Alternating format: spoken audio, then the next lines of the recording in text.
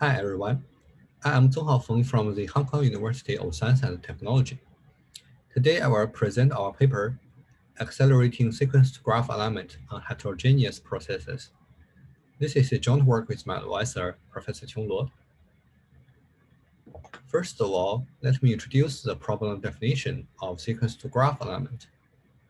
Generally speaking, sequence alignment is to properly align biological arrays to identify their similar regions. It is an essential component in genome analysis pipeline because many downstream tasks rely on it, such as genome assembly and variant calling. Traditionally, sequence alignment is done between a set of genome arrays and a linear reference genome, as shown in this figure on the left. A recent research focus is sequence-to-graph alignment, which replaces the linear reference with genome graphs, as shown in the figure on the right. For example, a linear genome can be combined with genetic variations to construct a reference variation graph. Aligning to such genome graphs can achieve better alignment quality, since the genetic information on more identities are encoded. Previously, several sequence-to-graph alignment algorithms have been developed to find the optimal alignment result. Most of them are based on the extension of the Smith-Waterman algorithm, which is a classic dynamic programming algorithm for sequence-to-sequence alignment. The dynamic programming matrix for sequence-to-sequence alignment and sequence-to-graph alignment are shown in this figure. However, the time complexity of such dynamic programming-based algorithms is high.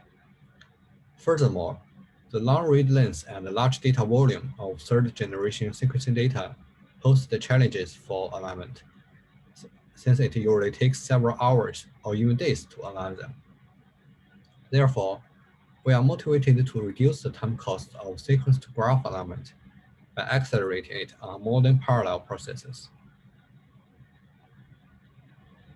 In this paper, we propose an efficient sequence-to-graph alignment tool named HGA, short for Heterogeneous Graph Aligner. HGA is parallelized on both the CPU and the GPUs. On the CPU, we adopt inter-sequence vectorization approach and apply optimizations for frequent structures in genome graphs. On the GPU, we propose a GPU-friendly graph data structure called Gcsr, short for genome CSR. Gcsr can shrink the graph size and reduce global memory loads on GPUs. We also apply architecture-aware optimizations to increase memory locality and throughput. Our experimental results show that HGA outperforms the state-of-the-art sequence-to-graph aligner by up to 15.8 times, and demonstrates strong scalability on both the CPU and the GPUs. The overview of HGA's workflow is shown in this figure. The main thread on the CPU accepts the genome array graph and arrays as the input, then divides the arrays and assigns them to CPU and GPU workers.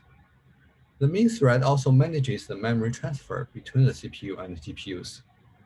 When the workers finish the alignment, the main thread will collect and output the alignment results.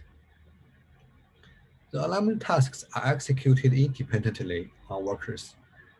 On the CPU, we adopt the inter-sequence SIMD parallelization approach, so each SIMD lane will be responsible for the alignment of one read. We also use multiple GPUs for alignment, and in each GPU, we assign each thread one read for alignment. The design details for GPU parallelization are shown in this figure. We use multiple thread blocks for alignment, and each thread in a thread block is responsible for aligning one read to the genome graph. The global memory stores the reference genome graph and a batch of arrays.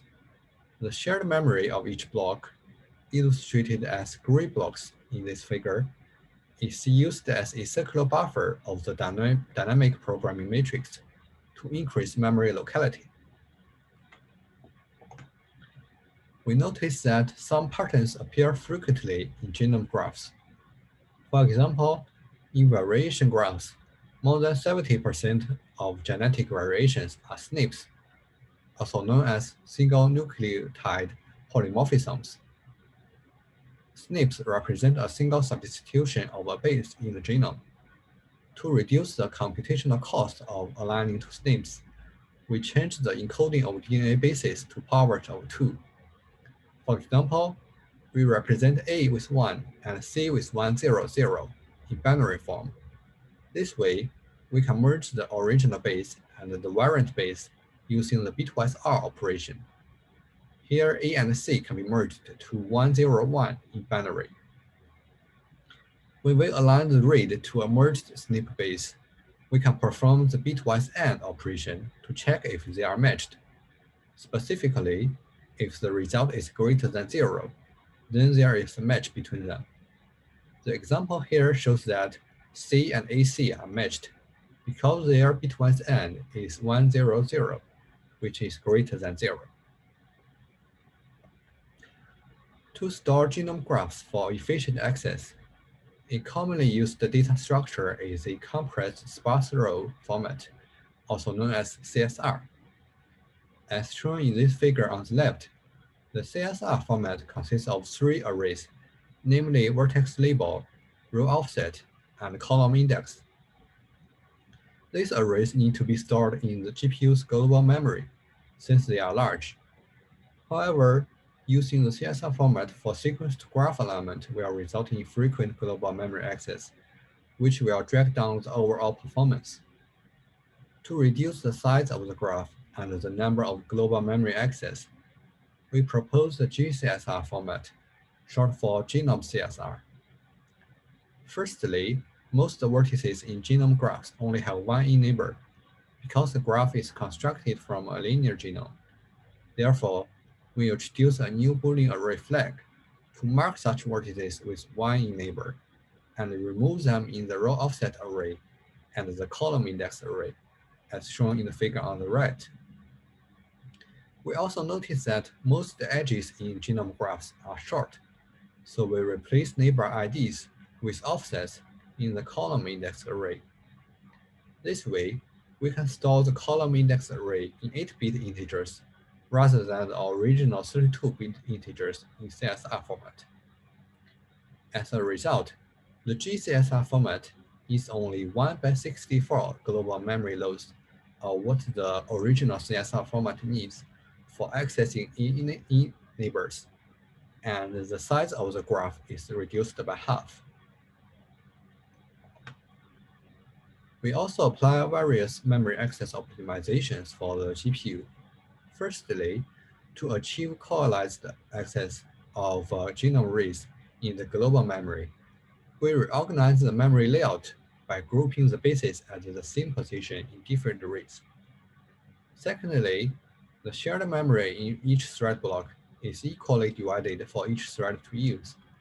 However, as shown in this figure on the top, the concurrent memory access of threads will visit the same shared memory bank and result in conflicts. To avoid these shared memory bank conflicts, we reorganize the data in a strap layout, and as shown in the bottom figure, so that we can utilize all the shared memory banks and maximize memory throughput.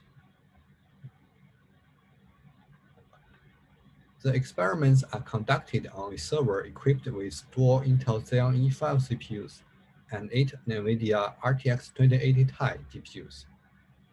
We use GCUPS, which is gigacell updates per second, as the performance metric. Higher GCUPS represents better performance. We select 4 representative sequence-to-graph aligners, namely Pascal, VG-exact, A*Rix, and Vargas for comparison. Our HGA on the CPU outperforms other aligners by up to 50%. When we use 1 CPU and 8 GPUs, HGA achieves speedups of 8 to 15 times over the state-of-the-art competitor, Pascal. To study the impact of read length on alignment speed, we simulate reads of length varied from 128 base pairs to 32,768 base pairs and measure the performance of HDA and its competitors. Two competitors, Astarix and Vargas, failed to scale to rates longer than 2048 base pairs. HDA's performance remains stable, with the read length increases on both the CPU and the GPU. This suggests that the main performance factors are the graph size and the number of zeros, not the read length. We also evaluate the scalability of HCA on the GPU by varying thread settings. We observe that the performance increases linearly with the number of thread blocks and threads per block increases. Moreover, we find that the performance of HTA remains stable if the total number of threads is fixed, which means that the total number of threads is the major performance factor for HTA on the GPU. Lastly, we measure the performance of HTA on multiple GPUs in a single machine. We observe that on all the read datasets, HTA achieves nearly linear speedup with the number of GPUs, since the workloads are fully parallelized between the GPUs. Specifically, using 8 GPUs is up to 7.8 times faster than using only one GPU. That's all for my presentation. Thank you for listening.